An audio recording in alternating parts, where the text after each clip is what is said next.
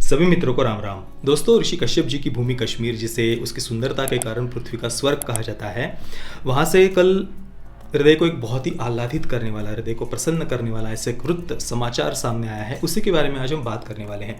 अब टाइटल से और थंबनेल से आपको पता चले गया होगा कि हम किस विषय पर बात करने वाले हैं, तो उस विषय के बारे में मैं आपको बताऊँ। और जो वीडियोज़ श्रीनगर से, कश्मीर से सामने आए हैं, बहुत ही सुंदर वो वीडियोज़ है, हृदय को प्रसन्न करने वाले हैं।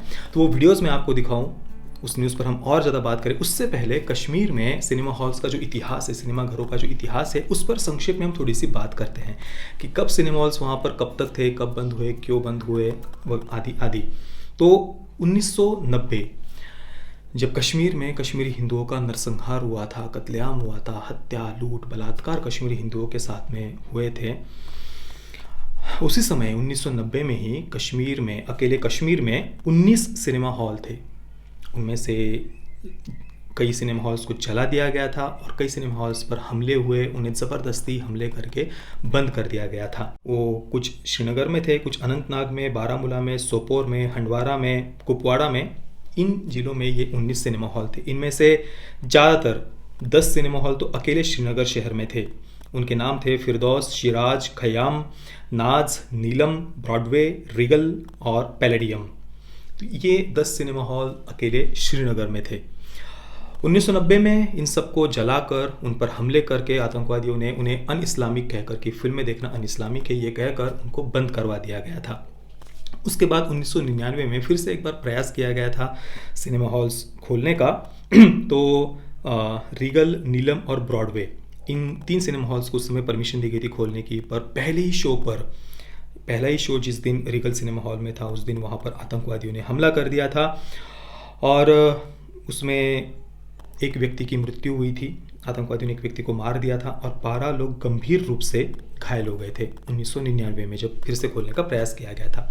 और तब से लेकर के आज तक वे जो 19 के 19 सिनेमा घर कश्मीर घाटी में थे, वे आज खंडर बन चुके हैं। और उनमें से कुछ सिनेमा हॉल्स का दूसरे कमर्शियल पर्पस के लिए उपयोग किया जा रहा है, पर ज़्यादातर सिनेमा हॉल्स उनमें से आज खंडर बन चुके हैं। 2 वर्ष पहले भी इसी प्रकार से बीजेपी सरकार के द्वारा वहाँ पर प्रयास किया गया था सिनेमा हॉल्स खोलने का, पर उस समय भी जो वहाँ के कट्टरपंथी थे, उन्होंने इसका विरोध किया था। हालांकि आज देखिए, 2 वर्ष पहले ही सऊदी अरेबिया से ये न्यूज़ आई थी कि वहाँ आज सिनेमा हॉल्स खोलने की परमिशन दी गई है। सऊदी अरेबिया में परमिशन दी जाती है, पर आप सोचिए कश्मीर घाटी में आज भी सिनेमा हॉल्स बंद हैं। तो ऐसे ही कश्मीर घाटी में भारत का सबसे पहला ओपन एयर थिएटर, जो किसी झील के बीच में हो, किसी तालाब के बीचों बीच में हो, ऐसा पहला ओपन एयर थिएटर श्रीनगर में परसों 29 अक्टूबर को उसकी वहाँ पर शुरुआत हुई। जम्मू कश्मीर टूरिज़्म डिपार्टमेंट ने, 1 मिनट में आपको पूरा बताता हूँ, Jammu and Kashmir tourism department ने स्मार्ट सिटी श्रीनगर और mission youth Jammu and Kashmir के साथ, उनके सहयोग से, उनके साथ मिलकर इस पूरे शो का आयोजन किया था। इसकी वहाँ पर शुरुआत की गई है और पूरे भारत से वहाँ पर जो पर्यटक आए हुए थे, उन सभी ने इसका आनंद लिया। जो वहाँ पर शिकारा बोट्स है, जो हाउस बोट्स है, उनमें बैठकर पूरी अच्छी लाइटिंग वगैरह करके इस झील के, डल लेक के बीचों बीच एक बहुत बड़ा ऐसा पर्दा प्रोजेक्टर पर कश्मीर की कली फिल्म को वहाँ पर दिखाया गया था और पूरे देश भर से आए हुए पर्यटकों ने इसका आनंद लिया। साथ में एक लेज़र शो भी हुआ था और इसके अलावा कश्मीर की कली फिल्म के अलावा एक डॉक्यूमेंट्री वहाँ पर दिखाई गई थी, जो पुराने हाउस बोट्स थे उस समय के, काफ़ी वर्ष पहले के, उन पुराने हाउस बोट्स के, शिकारा के जो फ़ोटोज़ है, वहाँ के जो कल्चर से जुड़े हुए, संस्कृति से जुड़े हुए, कुछ सांस्कृतिक स्थलों से जुड़े हुए, ऐसी छोटी सी डॉक्यूमेंट्री भी दिखाई गई थी। और ऐसा कहा गया है कि आगे से ही कंटिन्यू किया जाने वाला है, एक ऐसी डॉक्यूमेंट्री भी बनाई जाने वाली है जिसके माध्यम से कश्मीर का पूरा इतिहास, वहाँ के सांस्कृतिक स्थल, वहाँ का कुजीन, कश्मीर के जो खाद्य, जो संस्कृति है वहाँ की, उसके बारे में भी, पूरी हाउस बोट शिकारा के बारे में, पूरे उसके इतिहास के बारे में भी वहाँ पर लोगों को जानकारी दी जाने वाली है। ये कितनी बड़ी घटना है। आज आप देखिए दोस्तों कि 30 वर्ष पहले आतंकवादियों ने इन सारे सिनेमा हॉल्स को वहाँ पर बंद कर दिया गया था, पर आज धारा 370 हटने के बाद में कश्मीर में एक बदलाव हम देख रहे हैं। जिस लाल चौक पर ये चैलेंज किया जाता था आतंकवादियों के द्वारा कि यहाँ तिरंगा फहरा कर तो दिखाओ, आज उस लाल चौक पर हम बड़े ही गर्व के साथ में तिरंगा लहराता हुआ हम देख रहे हैं। और इसी बदलाव की श्रृंखला में, कड़ी में, ये एक नया कदम है जिससे वहाँ कश्मीर में पर्यटन का विकास होगा।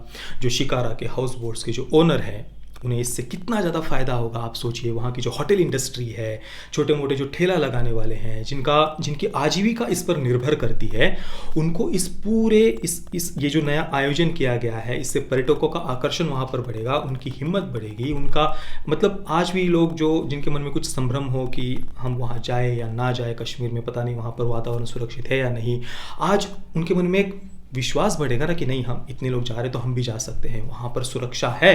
के लिए तो ये बहुत अच्छी बात है और ऐसे प्रोग्राम्स अगर लगातार होते रहेंगे इससे हमारा टूरिज्म बहुत बढ़ जाएगा। आप लोग कश्मीर आइए और एंजॉय कीजिए। Kashmir is perfect, safe for everyone.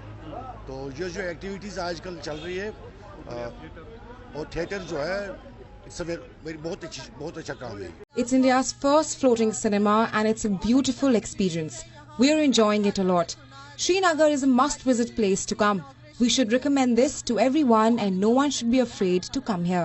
पर इतनी बड़ी खुशखबरी, इतनी बड़ी प्रसन्नता की ये समाचार है, वृत्त है, पर फिर भी देखिए बॉलीवुड के किसी तथाकथित सेलिब्रिटी ने इस पर अपनी खुशी व्यक्त की हो, अपना आनंद व्यक्त किया हो, प्रसन्नता व्यक्त की हो, ये मैंने तो नहीं देखा। मैंने ट्विटर पर काफ़ी सर्च किया, अलग अलग हैशटैग्स, अलग अलग नाम डालकर मैंने काफ़ी सर्च किया, पर मुझे कम से कम नहीं मिला कि बॉलीवुड के किसी तथाकथित सेलिब्रिटी ने, किसी फिल्म मेकर ने, किसी डायरेक्टर ने, किसी भी व्यक्ति ने इस पर कोई अपनी प्रसन्नता व्यक्त की हो। ये कला क्षेत्र के लिए, भारत के आर्ट के क्षेत्र के लिए कितनी बड़ी बात है। आज जो फिल्में बनाने वाले फिल्म मेकर्स आदि है, वे जनता से किस माध्यम से जुड़ते हैं? थिएटर्स, मल्टीप्लेक्स उनका सबसे बड़ा माध्यम है लोगों तक पहुंचने का, अपने विचारों को लोगों तक पहुंचाने का। तो उनके लिए ये कितनी बड़ी बात थी। तो सबसे पहले तो उन्हें मोदी सरकार का, आज की सरकार का, जम्मू कश्मीर में वहाँ की जो टूरिज्म डिपार्टमेंट है उनका सबसे पहले तो उन्हें स्वागत करना चाहिए। इस पर कोई भी बोल नहीं रहा, ये बड़े आश्चर्य की बात है। और दोस्तों इसकी दूसरी तरफ इसी फिल्म इंडस्ट्री के कई सारे ऐसे तथाकथित बुद्धिजीवी हैं जो उन्हीं कश्मीर के अलगाववादियों के सुर में सुर मिलाते हुए आज भी हम उनको देख सकते हैं। जो कश्मीर के अलगाववादी कह रहे हैं कि भारत सरकार हम पर अत्याचार कर रही है, यहाँ सेना हम पर अत्याचार कर रही है, हमारी आवाज़ दबा रही है, जो कुछ भी अलगाववादी तथाकथित रूप से कहते हैं, उन्हीं के सुर में सुर मिलाते हुए इसी इंडस्ट्री के कई सारे लोगों को हम देख सकते हैं। पर आज जब इतना बड़ा बदलाव आज हम देख रहे हैं, उसका स्वागत नहीं किया जा रहा। आज भी इस इंडस्ट्री के लोग राष्ट्रवादी विचारधारा का विरोध करते हुए हमें दिखाई देंगे, राष्ट्रवादी विचारधारा को फांसीवादी कहते हुए हमें दिखाई देंगे, पर जिन्होंने थिएटर बंद करवाए थे उनको ये फांसीवादी नहीं कहेंगे। 1990 में इतने सारे कश्मीरी हिंदुओं का नरसंहार हुआ, पर उनकी पीड़ा को दिखाने वाली कोई फिल्म बॉलीवुड ने नहीं बनाई। पर उन्हीं आतंकवादियों के प्रति सिंपैथी पैदा करने वाली और हमारी ही भारतीय सेना को बहुत ही ज़्यादा नकारात्मक रूप में दिखाने वाली कई सारी फिल्में इसी इंडस्ट्री ने बनाई हुई है। तो दोस्तों अब आप ही मुझे बताइए कि इन तथाकथित बुद्धिजीवियों को हम अर्बन नक्सल क्यों ना कहें, क्योंकि अर्बन नक्सल्स का तो काम ही होता है नक्सलियों के प्रति सिंपैथी पैदा करना, अलगाववादियों के प्रति सिंपैथी पैदा करना, आतंकवादियों के प्रति सिंपैथी पैदा करना। ये उनकी बेसिक आइडियोलॉजी है। केओस के ऊपर ही कम्युनिस्ट या लेफ्टिस्ट आइडियोलॉजी, उसका बेस ही केओस है कम्युनिस्ट या लेफ्टिस्ट आइडियोलॉजी का। लोगों को मन में एक अशांति निर्माण कर दो, अराजकता की स्थिति उत्पन्न करवा दो, एक सो कॉल्ड रिवोल्यूशन के नाम पर, सो कॉल्ड रेजिस्टेंस के नाम पर, सो कॉल्ड क्रांति के नाम पर। यही तो बेस है ना कम्युनिस्ट या लेफ्टिस्ट आइडियोलॉजी का। और इसी कारण से वे इस प्रकार की विचारधाराओं को, अलगाववादियों को या आतंकवादियों को या नक्सलवादियों को ये लोग सपोर्ट करते हैं, उनकी विचारधारा को सपोर्ट करते हैं। और ये केवल कश्मीर की बात नहीं है। देखिए दोस्तों, आज देश में जहाँ पर नक्सल प्रभावित जो क्षेत्र है, वहाँ पर भी आपने कई बार ये न्यूज़ सुनी होगी कि सरकार वहाँ पर कोई रास्ता बनाने का प्रयास कर रही है, कोई विकास कार्य ले जाने का प्रयास कर रही है और नक्सली वहाँ पर कोई बम फोड़ देते हैं।